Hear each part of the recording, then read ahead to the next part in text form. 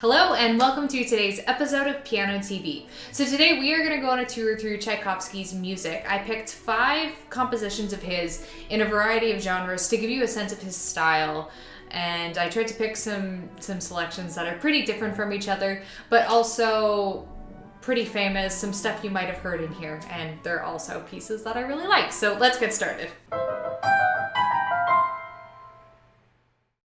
Tchaikovsky wasn't just a Russian romantic composer. He was essentially the Russian romantic composer. One thing that was really special about him is he took his Eastern Russian nationality and blended it with Western European musical styles to create a highly emotive and really individual style that was uniquely his own.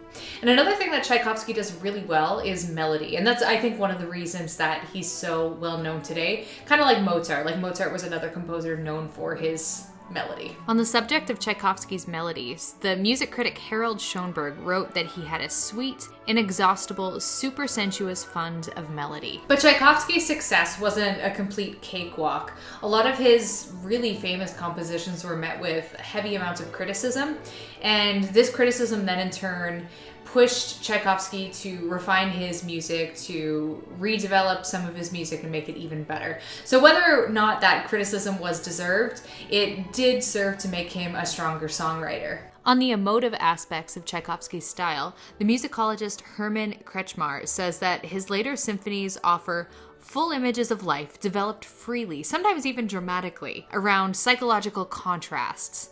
This music has the mark of the truly lived and felt experience. Another musicologist, Leon Botstein, said that listening to Tchaikovsky's music became a psychological mirror connected to everyday experience, one that reflected on the dynamic nature of the listener's own emotional self. Tchaikovsky wrote 3 ballets, Swan Lake, The Sleeping Beauty, and The Nutcracker.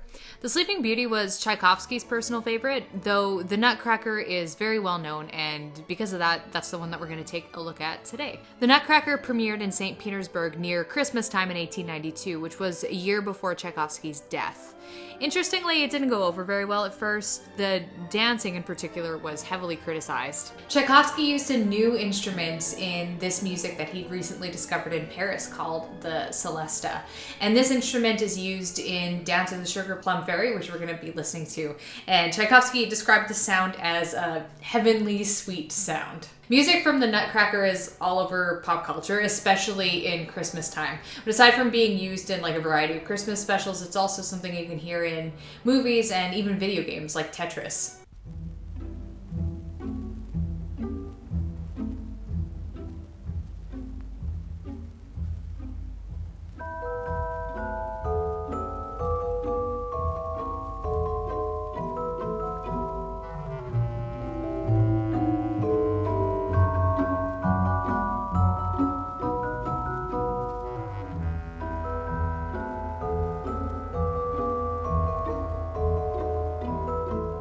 The 6th and final symphony that Tchaikovsky composed premiered just 9 days before his death. It premiered in St. Petersburg in 1893, and it was his final public premiere. His early attempts at the symphony in 1891 didn't go so well. He apparently tore up some original drafts, but by 1893 he was consumed with it. As he wrote in a letter to his brother Modest, I am now wholly occupied with the new work, and it is hard for me to tear myself away from it. I believe it comes into being as the best of my works.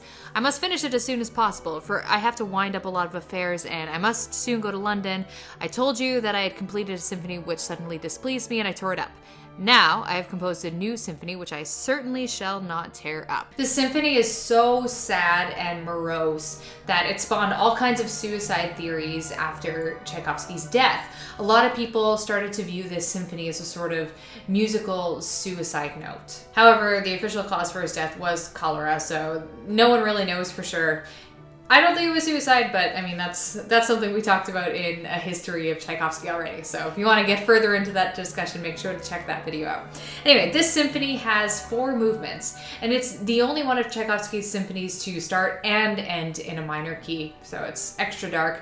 I highly encourage you to check out the whole thing as per usual, but I'm going to show you here just a really short clip from the first movement.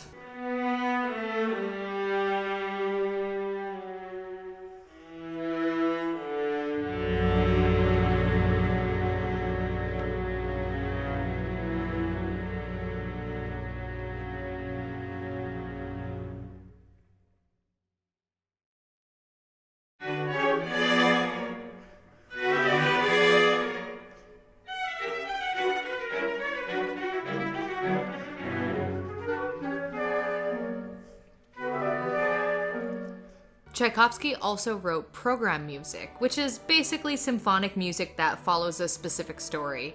He especially enjoyed writing music for Shakespeare stories like The Tempest, Hamlet, and the one we're looking at today, Romeo and Juliet. His fantasy overture to Romeo and Juliet is one of his best-known works, which is why I'm sharing it with you today. And like so many of Tchaikovsky's well-loved works, it was not well-loved at first. Tchaikovsky had this to say of the premiere in 1870. "After the concert, we dined. No one said a single word to me about the overture the whole evening, and yet I yearned so for appreciation and kindness." Since it wasn't well received, he ended up making some pretty substantial revisions a couple of times. His third iteration of the overture Fantasia was completed in 1880, which was 10 years later. And then the final version was premiered in 1886. And this is the version that you'll hear performed nowadays. So a full performance of the Fantasy Overture is about 20 minutes long, and I'm just going to show you a little bit from the beginning.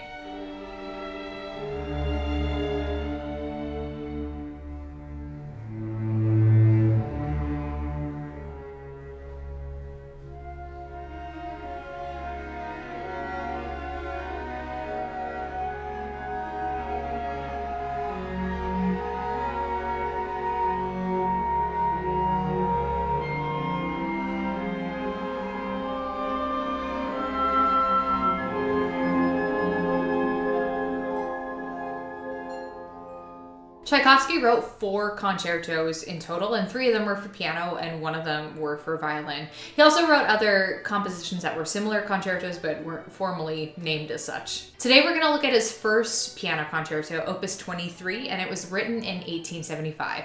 And again, like a lot of these other compositions we're talking about, it wasn't initially well received. One of Tchaikovsky's mentors, Nikolai Rubinstein, heavily criticized it at first, which motivated Tchaikovsky to make revisions, make it better, and by the time it was finally finished in 1888, a few years before his death, it was the perfect version we know today. I don't like calling any music perfect, but he did a lot of good work revising it. And thankfully, Rubinstein, who originally criticized this concerto, ended up praising it in its final iteration, as did the rest of the world.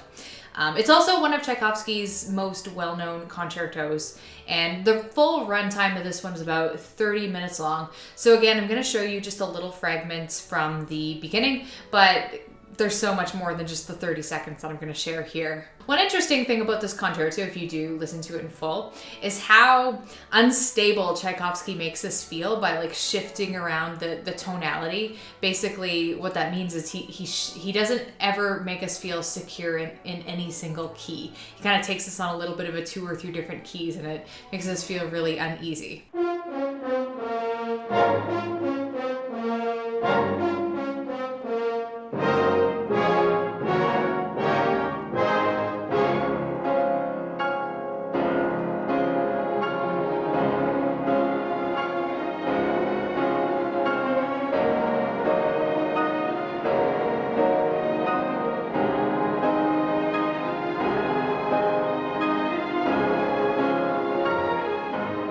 Tchaikovsky wasn't a particularly gifted pianist himself, but he did compose some notable piano music.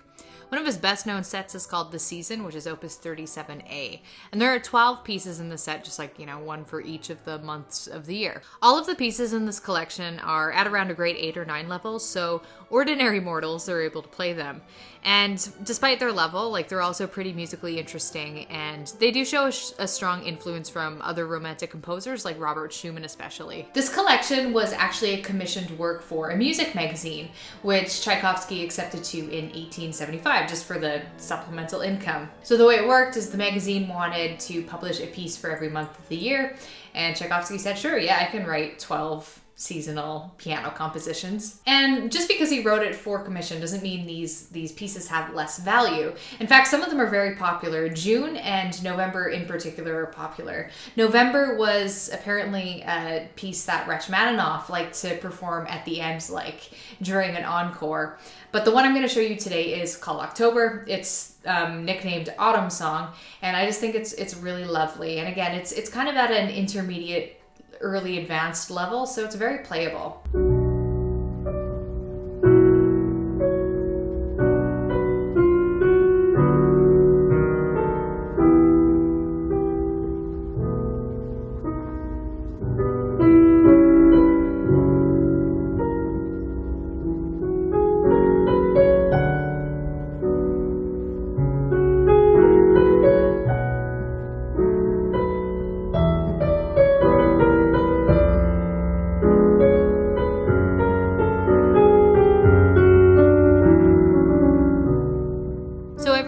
talked about today just scratches the surface of Tchaikovsky's compositions. He also composed in other major genres, such as opera, notably The Queen of Spades. He did other works for commission, like the 1812 Overture, which is pretty famous, orchestral suites, choral music, chamber music, and lieder. So just to quickly discuss Tchaikovsky's accomplishments, he basically brought Russia into the European music scene all by himself. And this is made even more impressive because he didn't have any predecessors. He was like the first. He didn't have anyone's footsteps to follow in. He was the one who created the footsteps for other composers to walk in. Another reason that I think his compositions have stood the test of time, aside from, you know, he was brilliant and creative, is that he was also, I don't want to say he was I guess he kind of was a perfectionist, which isn't necessarily a good thing, but the fact that he had such high standards meant that he was concerned about bringing Russian music into the European music landscape, but he wanted to do it in a way that lived up to the technical standards of European music at the time. Tchaikovsky's symphonies and program music were especially influential to future generations of Russian composers like Stravinsky, but beyond any specific genre that he wrote in, it was mainly his specifically Russian but well integrated and technically interesting style that brought him onto the playing field and made him one of the great composers of all time. And of course, it's also his emotive style and his ability to express himself, which other people have said, which I've quoted in this video, with far more eloquence than I can reiterate here. And that is all for today's video. I hope you've enjoyed the last couple Tchaikovsky videos we did.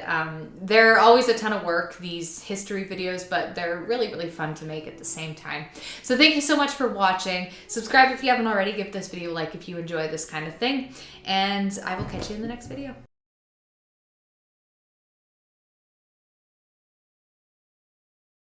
Tchaikovsky used a new instrument in the music from the